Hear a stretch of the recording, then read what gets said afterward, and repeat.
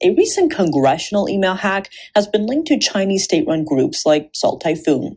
To break down the significance of this threat and the bigger picture, we're joined by Rex Lee. He's a cybersecurity advisor at MySmart Privacy. Take a look. Chinese linked or backed hacking has been in the headlines a lot. There was a recent one also attributed to Salt Typhoon, or at least the U.S. intelligence is saying it's tied to China's Ministry of State Security, or MSS, that hacked into congressional email systems, including ones like select committees who are focused on China or countering that. Talk to us about that. How serious was this breach? Oh, this is as serious as you can get. This is an issue. If you go back to when I first started advising the Department of Homeland Security Science and Technology Division, it was about 10 years ago this year. This is in regards to when I found what is called an interactive application permission command string associated with Baidu that I discovered when I reverse engineered a Samsung Galaxy Note. It was put onto an app, which means that two or more companies can surveil you from a single platform. This is part of the architecture and relevant to what's going on today with these government email platforms. And regarding Baidu, that situation, that's called a software developer kit piggyback code.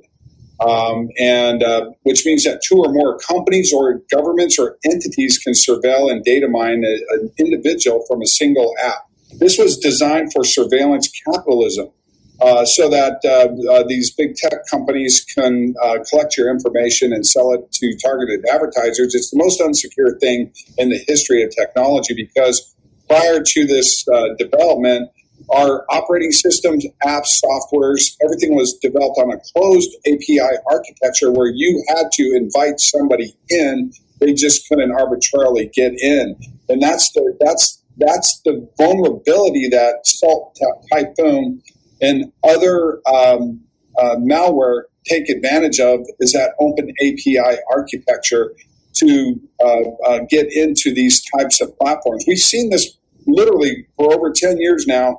This is why we see billion-dollar corporations getting hacked on a daily basis, are because of the vulnerabilities within the architecture of these operating systems like Android, iOS, and Windows. Unfortunately, they threw out security many years ago when they adopted a surveillance capitalism business model supported by uncontrollable surveillance and data mining technology that's below the bias. I don't want to get too technical for your audience, but that's what's going on here. I want to look at kind of like a big scale one, because when it comes to Taiwan, there's a lot of focus about whether or not we're going to see that Chinese invasion, right, in terms of ships and military might. But Taiwan's National Security Bureau report that per day in 2025, there was about 2.6 million intrusion attempts by Chinese cyber, backed things. What lessons can we learn from that? That sounds like an incredible number to begin with. Well, again, if you look at even the scam ads, and if you look at the use of Typhoon, Salt Typhoon to attack the government servers, these are all symptoms of a much larger problem that we have on our hands, something you and I have been discussing for years, something that I put into my security sessions when I do advisory services for not only the U.S. government, but governments around the world, such as the nations I've worked with in Africa.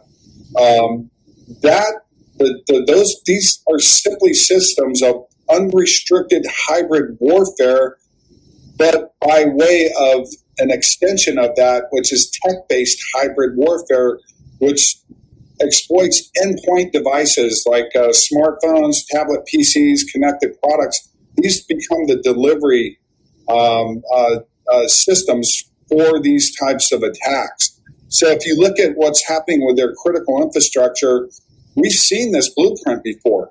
They're attacking one vulnerability and then exploiting it and then taking notes, attacking another one, exploiting it, taking notes. And the reason this happens over a multiple year period, because solutions are implemented to stop those attacks again and again, and they're looking for the weakness in those solutions. So that's why I feel that this is somewhat of a precursor of a potential invasion of Taiwan, because the first thing you do when you invade a country is you take out their mass communications, their mass media, and you take out their power. You take out all critical infrastructure, and it causes chaos. That's the first thing you do in an invasion.